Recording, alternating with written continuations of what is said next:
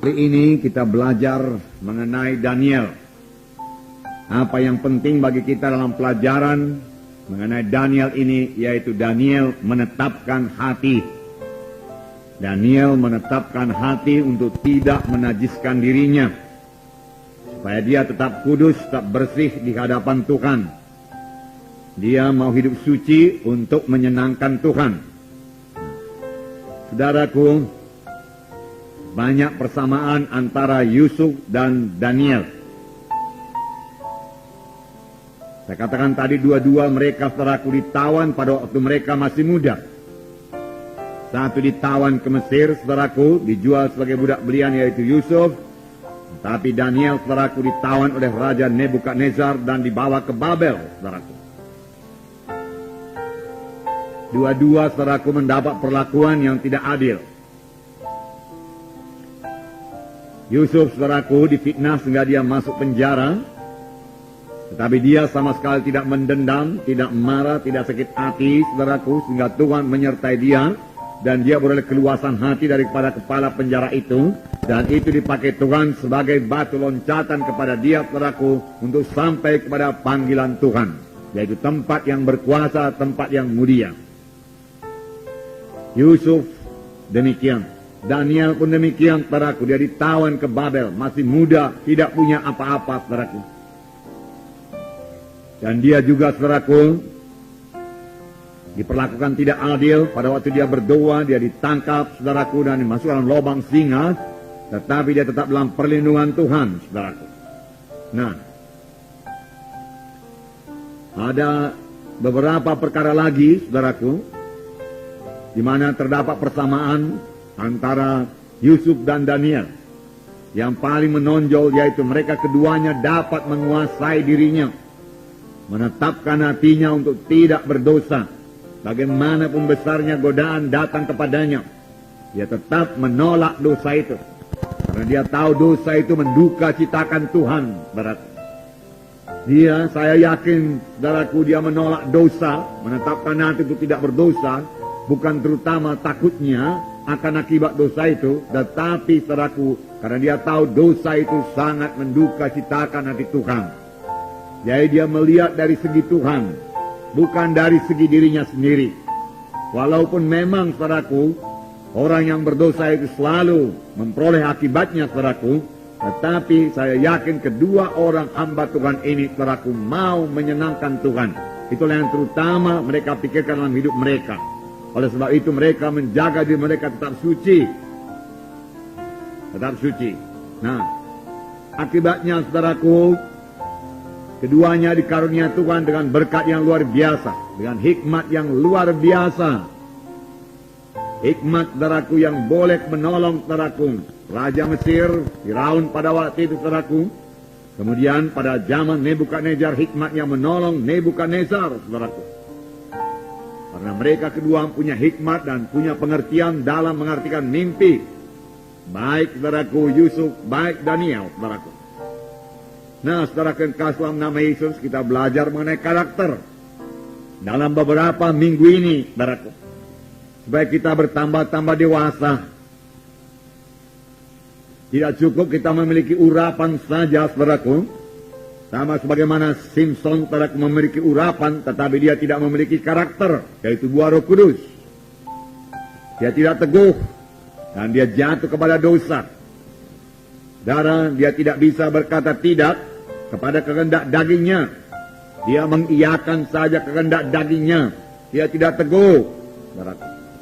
Banyak anak-anak Tuhan gagal, saudaraku, dalam panggilannya, karena dia tidak teguh dalam menolak dosa, dalam menolak kehendak daging. Sedangkan firman Tuhan berkata, janganlah dosa itu berkuasa atas dirimu. Jangan turuti kehendaknya. Hendaklah kamu kudus karena aku kudus. Firman Tuhan berkata. Nah, saudaraku, Daniel pun demikian, saudaraku. Dia menolak dosa dengan tegas. Tidak mau menajiskan dirinya dengan makanan yang dipersembahkan raja, yang diberikan raja kepadanya. Walaupun, saudaraku, resikonya besar. Itu kerajaan yang sangat berkuasa pada waktu itu, saudaraku, terbesar, saudaraku. Menurut penglihatan yang diberikan kepada Nebukadnezar, itu kerajaan yang terbesar, saudaraku. Nah, sesudah itu kerajaan yang kurang mulia dia katakan, yaitu kerajaan Media Persia. Kemudian kerajaan yang kurang mulia lagi, kerajaan Roma, dan seterusnya, saudaraku. Jadi setelah keputusan raja merupakan keputusan yang mutlak, tidak bisa diganggu gugat lagi. Kalau sampai raja berkata bunuh, bunuhlah itu. Tetapi saudaraku, Daniel berani mengambil resiko hukuman mati, supaya dia tidak menajiskan dirinya. Karena kalau dia menajiskan dirinya, saudaraku, Tuhan akan berduka cita. Persekutuan dengan Tuhan akan terganggu, saudaraku. Dan tentu saja dia juga tidak sampai kepada panggilan Tuhan dalam hidupnya. Nah, mari kita membaca Daniel pasal 1 ayat 6 sampai 20. Banyak ayatnya ini. Daniel itu, saudaraku, sesudah Yehezkiel.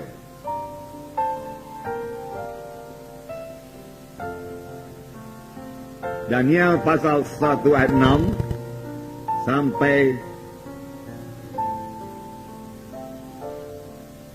20. Mari kita baca bersama-sama. Sudah dapat, saudara? Daniel pasal 1 ya, ayat 6 sampai 20. Di antara mereka itu ada juga beberapa orang Yehuda, yakni Daniel, Hanaya, Misael, dan Azaria. Pemimpin pegawai istana itu memberi nama lain kepada mereka. Daniel dinamainya Belsazar, Hanaya dinamainya Sadrah, Misael dinamainya Mesa, dan Azaria dinamainya Abednego. Daniel berketetapan untuk tidak menajiskan dirinya dengan santapan raja dan dengan anggur yang biasa diminum raja. Dimintanyalah kepada pemimpin pegawai istana itu supaya ia tidak usah menajiskan dirinya. Maka Allah mengaruniakan kepada Daniel kasih dan sayang dari pemimpin. Tetapi berkatalah pemimpin pegawai istana itu kepada Daniel, "Aku takut kalau tuanku raja yang telah menetapkan makanan dan minumanmu berpendapat bahwa kamu kelihatan kurang sehat daripada orang-orang muda yang lain yang sebaya dengan kamu, sehingga karena kamu aku dianggap bersalah oleh raja." Kemudian berkatalah Daniel kepada pejenang yang telah diangkat oleh pemimpin pegawai istana untuk mengawasi Daniel, Hanaya, Misael, dan Azaria, "Adakanlah pencobaan dengan hamba-hambamu ini selama 10 hari. Biarlah kami diberikan sayur untuk dimakan dan air untuk diminum. Sesudah itu bandingkanlah perawakan kami dengan perawakan orang-orang muda yang makan dari santapan raja. Kemudian perlakukanlah hamba-hambamu ini sesuai dengan pendapatmu." Didengarkannyalah permintaan mereka itu. Lalu diadakanlah percobaan dengan mereka selama 10 hari. Setelah lewat 10 hari, ternyata perawakan mereka lebih baik dari mereka yang kelihatan lebih gemuk, daripada semua orang muda yang telah makan dari santapan raja. Kemudian pejenang itu selalu mengambil makanan mereka dan anggur yang harus mereka minum, lalu memberikan sayur kepada mereka. Kepada keempat orang muda itu, Allah memberikan pengetahuan dan kepandaian tentang berbagai-bagai tulisan dan hikmat. Dan Daniel juga mempunyai pengertian tentang berbagai-bagai penglihatan dan mimpi. Setelah lewat waktu yang ditetapkan raja, bahwa mereka sekalian harus dibawa menghadap, maka dibawalah mereka oleh pemimpin pegawai istana itu ke hadapan Nebukadnezar. Raja bercakap-cakap dengan mereka, dan di antara mereka sekalian itu tidak didapat yang setara dengan Daniel, Hanaya, Misael, dan Azaria. Maka bekerjalah mereka itu pada raja dalam tiap-tiap hal yang memerlukan kebijaksanaan dan pengertian yang ditanamkan raja kepada mereka. Didapatinya bahwa mereka 10 kali lebih cerdas daripada semua orang berilmu dan semua ahli jampi di seluruh kerajaannya. Wah, luar biasa. Saudara, Daniel, saudaraku, menetapkan hatinya, berketetapan hati untuk tidak menajiskan dirinya dengan makanan yang diberikan raja kepadanya, yaitu santapan raja dan air anggur yang biasa diminum oleh raja. Dimintanya kepada pegawai istana itu supaya ia tidak usah menajiskan dirinya. Nah, Sebab saudaraku, makanan dan minuman dalam kerajaan Babel, saudaraku, yang betul-betul kafir, saudaraku, sudah dipersembahkan lebih dahulu kepada berhala. Dan sebagai orang Yahudi, saudaraku, mereka tidak makan makanan yang dipersembahkan kepada berhala. Dan ini juga keputusan yang disampaikan saudaraku sidang di Yerusalem pada waktu terjadi perdebatan saudaraku mengenai orang kafir yang masuk menjadi Kristen, saudaraku. Mula-mula mereka berpikir, saudaraku, Kristenan, keselamatan hanya kepada orang Yahudi saja. Kemudian banyak orang-orang kafir, saudaraku, yang bukan Yahudi selamatkan Tuhan. Lalu, sebagian orang-orang Yahudi berpendapat bahwasanya mereka yang sudah selamat itu harus juga disunatkan menurut adat Musa. Kemudian mereka mengadakan sidang di Yerusalem. Lalu sidang di Yerusalem memutuskan 4 perkara.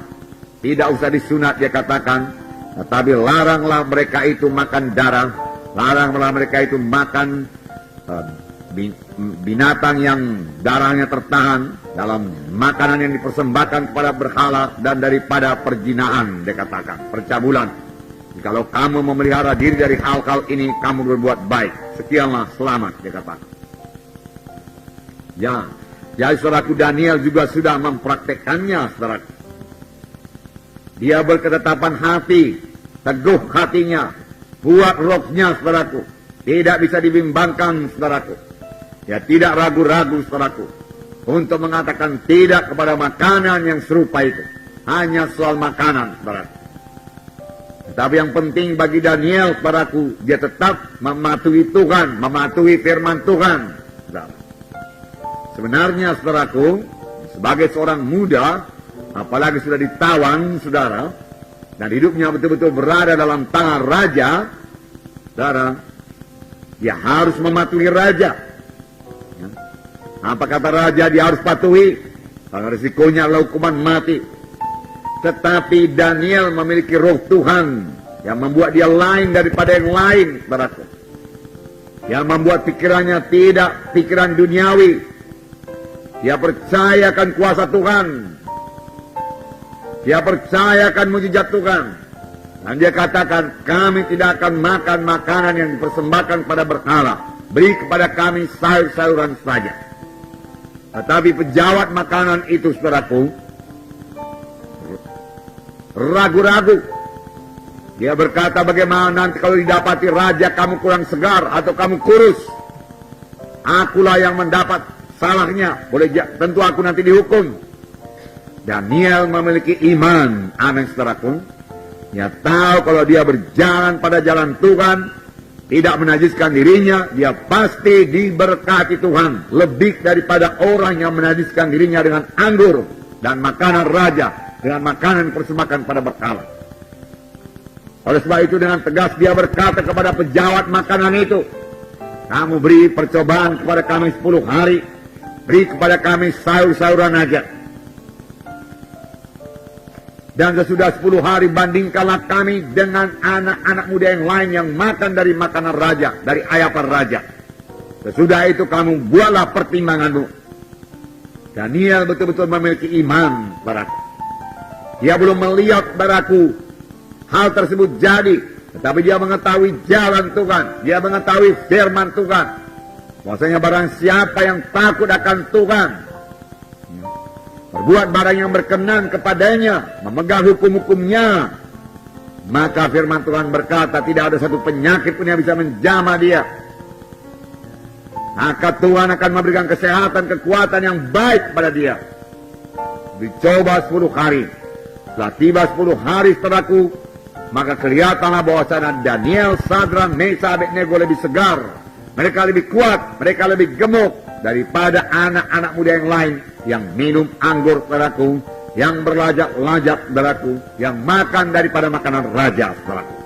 Nah, saudara, kalau itu terjadi pada Simpson, saudaraku, sudah pasti dia tidak bisa menyangkal dirinya. Ya, dia pasti suka makanan yang lejak-lejak demikian, saudara. Apalagi minum anggur. Tetapi, saudaraku, anggur yang beralkohol, saudaraku, menyebabkan, saudaraku, kita kurang kesadaran kalau sudah mabuk. Dan firman Tuhan berkata, pemabuk tidak mewarisi kerajaan sorga. Dan orang yang mabuk mudah jatuh kepada dosa. Dia tidak bisa menguasai dirinya dengan baik. Jadi pelajaran kepada kita, saudaraku, tetapkan hati untuk tidak berdosa. Tetapkan hati supaya saudara bisa menguasai diri saudara. Jangan daging saudara menguasai saudara. Jangan hawa nafsu saudara menguasai saudara. Firman Tuhan yang berkuasa dalam hidup saudara. Untuk itu saudara harus bisa menguasai diri saudara. Kuasai diri. Sangkal diri. Firman Tuhan berkata. Dalam Roma dikatakan saudaraku. Dalam buku Roma 6 dikatakan. Baik kita sampai semua kepada panggilan Tuhan, saudara. Memiliki karakter Kristus. Karena kita adalah pengantin Kristus. Pengantin Kristus. Kita ini, saudara. Saya bacakan Roma 6 ayat 12. Perhatikan perkataan jangan di sini. Ada berapa kali tuliskan jangan. Yang berarti jangan. Firman Tuhan ya dan amin. Kalau firman Tuhan berkata tidak, itu berarti tidak. Kalau firman Tuhan berarti jangan, saudaraku, ya, berarti jangan. Ya. Bukan boleh jadi, saudaraku. Tidak, jangan berarti jangan.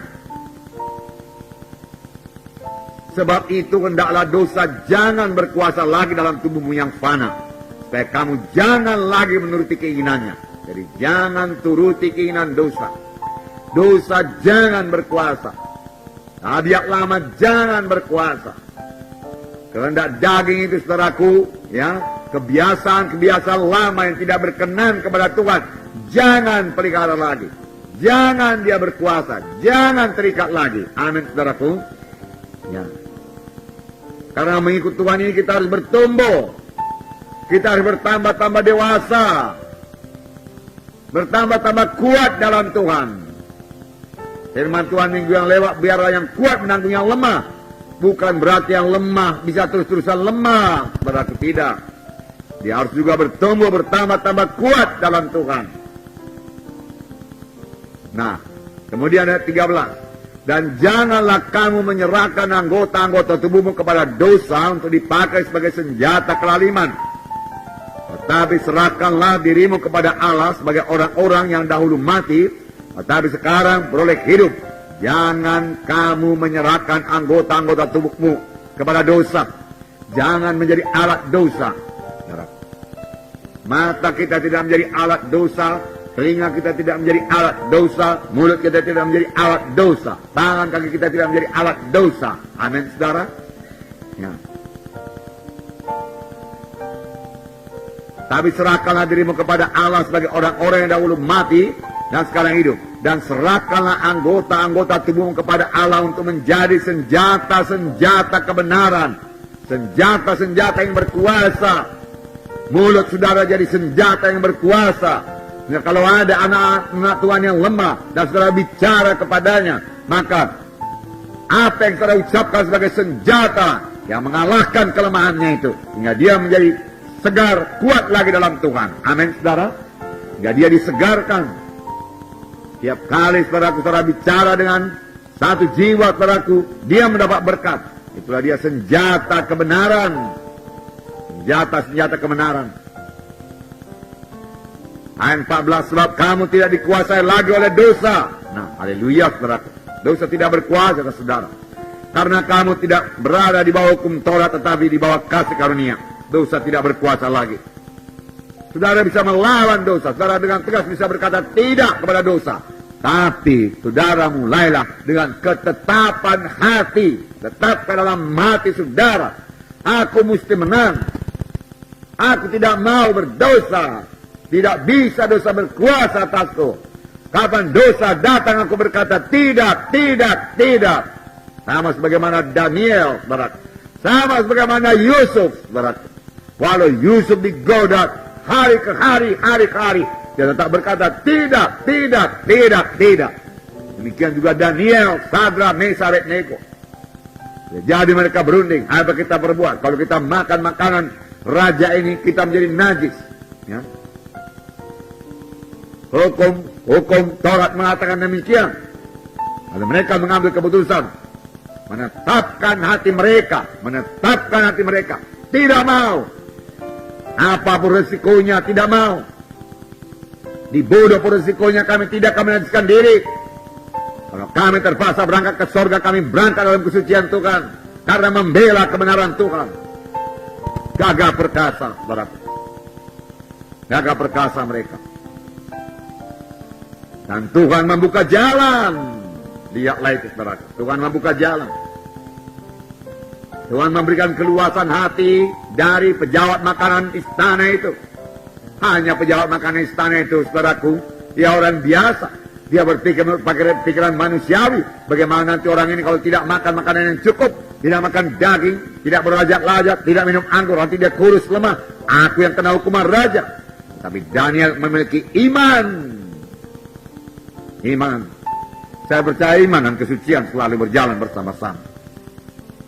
Sama sebagaimana iman kerja oleh sebab kasih. Tentu saja Daniel mengasihi Tuhannya. Sebabnya dia berbuat demikian. Amin, saudaraku. Dia tidak mau Tuhan berduka cita. Tuhan akan berduka cita kalau Daniel berbuat dosa. Karena Tuhan punya maksud yang indah dalam hidup Daniel, saudaraku. Tuhan akan berduka cita kalau saya berdosa, saudaraku. Tuhan mempunyai maksud yang indah dalam hidup saya. Tuhan akan berduka cita kalau saudara berbuat dosa. Karena panggilan Tuhan akan menjadi mandek-mandek dalam hidup saudara. Nah, dia mengasihi saudara, dia akan berduka cita. Nah, jadi saudaraku, jangan serahkan anggota tubuh kita menjadi alat dosa, tapi menjadi alat kebenaran. Karena kamu tidak dikuasai oleh dosa. Kamu bukan hamba dosa, dikatakan dalam ayat 17. Saya bacakan pada saudara. Dan 18. Tetapi syukurlah kepada Allah. Dahulu memang kamu hamba dosa. Dahulu. Tetapi sekarang kamu dengan segenap hati telah mentaati pengajaran yang telah diteruskan kepadamu. Kamu telah dimerdekakan dari dosa dan menjadi hamba kebenaran. Inilah keadaan kita. Hamba dosa. Bagaimana hamba dosa? Budak dosa. Bagaimana seorang budak tidak bisa melawan? Kapan tuannya berkata buat dosa, dia buat dosa. Itu sebabnya banyak kesaksian anak-anak Tuhan. Dia berjanji mau berbuat baik, mau rajin, tidak mau berjudi lagi, tidak mau berbuat dosa lagi. Dalam tempo 2-3 hari jatuh lagi kepada dosa. Mengapa, saudaraku? Karena memang hamba dosa. Karena dia belum lahir baru. Dia perlu lahir baru. Kemudian dibaptiskan dalam nama Yesus. Kemudian sama sebagaimana Yesus bangkit daripada kematian oleh kemuliaan Bapa, dia boleh hidup dalam satu hidup yang baru, di mana dia tidak lagi sebagai hamba dosa, tapi sudah menjadi hamba kebenaran. Bebas berbuat kebenaran. Untuk itulah kita dipanggil Tuhan, supaya kita bawa kebenaran, supaya kita hidup benar, dan hidup kita mempermuliakan Tuhan. Amin, saudara. Nah, haleluya. Puji Tuhan, saudara. Jadi kamu telah dimerdekakan dari dosa dan telah menjadi hamba kebenaran. Hamba kebenaran. Nah, oleh sebab itu, saudaraku, tolaklah pencobaan. Tolak pencobaan. Tidak ada kita ini, saudaraku, yang bebas daripada pencobaan, yang luput daripada pencobaan. Saudaraku, Tuhan sendiri, saudaraku, dicobai. Kalau iblis mencobai Tuhan Yesus, saudaraku, dia juga mencobai kita. Ya. Dalam Matius 4, saudaraku, saya terangkan saja kepada saudara. Ya. Pertama, iblis berkata kepada Tuhan Yesus, jika engkau anak Allah,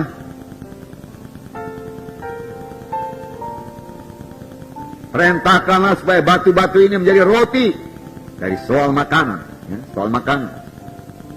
Nah, tetapi Yesus menjawab, ada tertulis, manusia hidup bukan dari roti saja, tetapi dari setiap firman yang keluar daripada mulut Allah. Kemudian iblis membawanya ke kota suci dan menempatkan dia di bubungan bait Allah. Lalu berkata kepadanya, jika engkau anak Allah, jatuhkanlah dirimu ke bawah. Soalnya tertulis mengenai engkau, ia akan memerintahkan malaikat-malaikatnya, dan mereka akan menatang engkau di atas tangannya, supaya kakimu jangan terantuk kepada batu. Yesus berkata kepadanya, ada pula tertulis, janganlah engkau mencobai Tuhan Allahmu. Dan iblis membawanya pula ke atas gunung yang sangat tinggi, dan memperlihatkan kepadanya semua kerajaan dunia dengan kemegahannya, dan berkata kepadanya, semua ini akan kuberikan kepadamu jika kau sujud menyembah aku. Maka berkatalah Yesus kepadanya, enyahlah iblis, sebab ada tertulis, engkau harus menyembah Tuhan Allahmu dan hanya kepada Dia sajalah engkau berbakti. Lalu iblis meninggalkan dia, dan lihatlah malaikat-malaikat datang melayani Tuhan itu.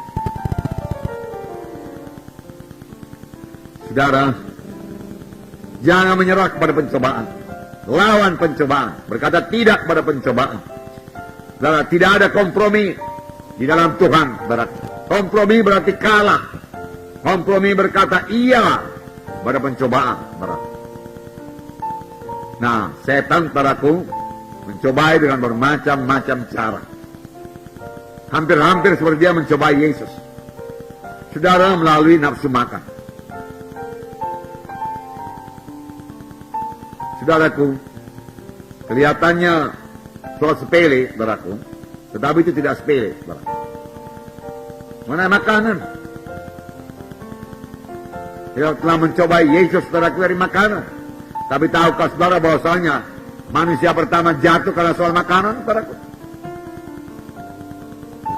Makan buah batang kayu itu. Ketika dilihat oleh Hawa, buah batang kayu itu enak, menarik. Diambilnya, dimakannya. Dia melanggar firman Tuhan. Pada waktu kau makan buah batang kayu ini, kamu akan mati tak dapat tiada. Jadi kematian pada Hawa, kematian pada Adam, kematian pada seluruh manusia, kematian rohani. Saudara. Ada banyak contoh lagi dalam Alkitab soal makanan yang membuat manusia jatuh bahkan kehilangan keselamatan. Saudara. Salah satu diantaranya, saudaraku, Esau. Ya. Dalam Kejadian 25, dia menjual hak kesulungannya hanya dengan sepiring bubur. Murah sekali. Hilang keselamatan. Kemudian dia menangis. Berkati aku Bapa. Tidak lagi berkat, bapaknya berkata. Semua telah kuberikan kepada adikmu Yakub. Lalu dia mendendam, marah, kubunuh adikku Yakub, dia katakan. Padahal lebih dahulu dia telah menjual hak kesulungannya itu. Dalam Kejadian 25 ayat 29, saya membacakan pada saudara. 29 ayat 29. Pada suatu kali Yakub sedang memasak sesuatu, lalu datanglah Esau dengan lelah dari padang. Kata Esau kepada Yakub, berikanlah kiranya aku menghirup sedikit dari yang merah-merah itu, sebab aku lelah. Ya, boleh jadi bubur kacang merah. Itulah sebabnya namanya disebut Edom. Tetapi kata Yakub, juallah dahulu kepada aku hak kesulunganmu. Ya, Yakub ini cerdik juga.